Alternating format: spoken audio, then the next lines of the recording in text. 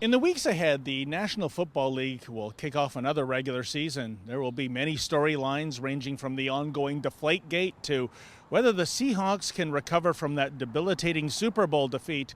But yet again this season, there will be another ongoing sideshow in the NFL, namely the nickname of the Washington franchise.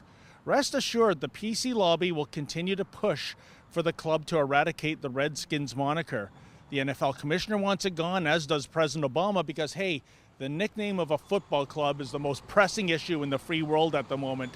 The controversy centers on the name being offensive to natives, ostensibly, even though the Redskins logo was actually rendered by a native artist.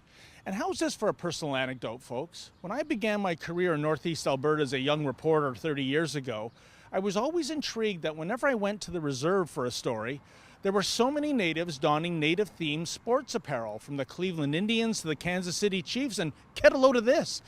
Even though these reserves were located in Edmonton Oilers territory during the Gretzky Dynasty years, the most popular jersey by far was the Chicago Blackhawks. So if individual natives are purchasing native-themed sports memorabilia with their own coin, what's the problem? Indeed, could it be the ones who are really upset and offended with the Redskins name are the official spokesthingies for native activist groups and those members of the left-leaning chattering classes, as opposed to the rank-and-file natives themselves? Well, there's only one way to find out, folks.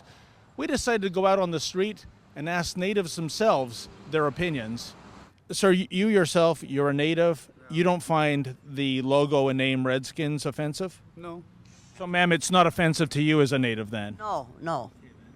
You know, the more we have of these NFL players, we need them. Of course not. I cheer for them. And I guess this logo, this name, it's a symbol of native pride, I guess? Oh, sure it is, definitely. It makes us feel like we're part of the team. Who are these people that are, carrying out the agenda to ban the logo and the name Redskins? I don't know. And yet you're native, they don't speak for you then, right? No, I speak for myself. If they were to ban that name and logo, does anything change the next day on the reserve? Not in my books. It'll break our hearts. Oh, change it for the bad. Yeah, change for the bad. And do you think also, perhaps, sir, that once the Redskins logo is vanquished, these groups will go after other native-themed logos and names like the Blackhawks, the Chiefs, the Braves, the Indians? Probably. It's probably what's going to happen. It's just a name. It's just a logo. They change us to Aboriginals now, so why are they worried about all these names that are... So at the end of the day, you as a native, if you're not offended by native logos and nicknames, then, who are we fighting this battle for? Nobody. You guys are fighting against yourselves.